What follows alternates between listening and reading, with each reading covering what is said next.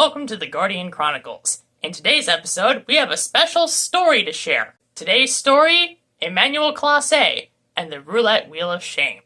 Let us begin. Once upon a time, there was a closer named Emmanuel Clase. He was a fantastic closer who dominated the league in 2024. He's been pretty bad this year, but he's got the stuff. He can throw a 102-mile-an-hour fastball. He's really good when he uses it. And he's not good when he doesn't, but at least he's got that pitch, which makes him effective, strong, and a threat to other teams' lineups. You know what you do when you're good? Well, you should keep your head down and try to become better. But our boy Emmanuel Clase doesn't work that way. He develops an ego. And you know what you do when you develop an ego?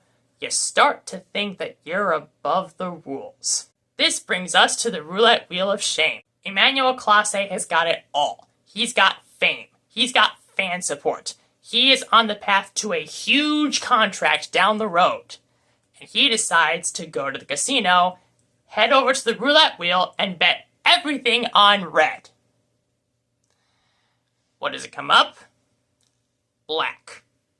Which is fitting, because black is what we wear to funerals. And a funeral is what we will be having for Emmanuel Clase's career on the Cleveland Guardians. What were you thinking, my man? So Emmanuel Clase is getting suspended. He might be suspended for the entire year. He might not play in Major League Baseball ever again.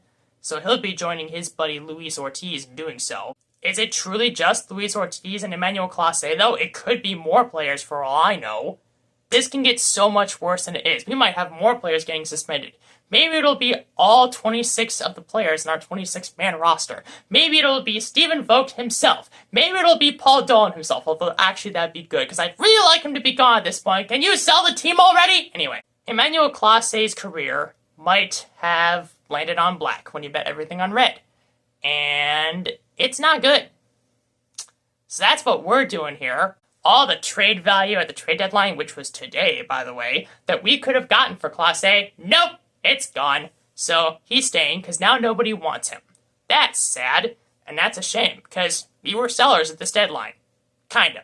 We sold Shane Bieber to the Toronto Blue Jays for a pitching prospect who's in Double-A right now and is absolutely crushing it in the minors. I actually like the return we got for him. That is a good trade. As we sit here pondering on the failed adventures at the roulette wheel of Emmanuel Clase, and I suppose also Luis Ortiz, we ourselves, as Cleveland baseball fans, find ourselves in a weird spot. There is actually one reason to celebrate today's events, though. Steven Kwan is still here. We did not trade him. With that in mind, extend him immediately, please. You need to keep him on this team if you want to keep fans coming into this stadium. If not, you're going to see your stadium packed with 5,000 people attending a game. Just so you guys know, when I say packed there, I am being sarcastic, because 5,000 people attending a baseball game is abysmal for a major league game. So, Paul Dolan, if you're somehow watching this, please extend Steven Kwan immediately. And also increase the payroll, because we know you're making way more money than you're spending. Please. Thank you very much. Now let's turn the page over to the future. Let's look at the rest of the season, where we might go here. In terms of who is on this roster, before the trade deadline and after, we kept almost everybody. We traded a former All-Star starting pitcher who had Tommy John surgery last year, hasn't pitched this year, and so therefore we didn't lose production from this year's team in that deal, with Shane Bieber being gone. And we also traded Paul Sewell to the Detroit Tigers for the epic return of the player to be named later, which typically is a prospect in single-A in his mid to upper 20s who's probably not going to make it to the majors in his career. But because Paul Sewell was terrible for us this year, I don't mind that. I'm just glad Paul Sewell's contract is no longer on our hands. Our roster before the trade deadline and after the trade deadline is effectively the same. With that in mind, let me present this to you. 13 of our remaining games this season are against the Chicago White Sox, who are on pace to finish the year with 100 losses, and the Minnesota Twins, who sold off almost every single major piece that they had on their roster in today's trade deadline. The Twins have no intention of winning games for the rest of the year. You, the Cleveland Guardians, have 13 games against the White Sox and the Twins for the rest of the year. If you have got to win. Let's be honest, you should win all of those games. You should at minimum go 11-2 in those 13 games.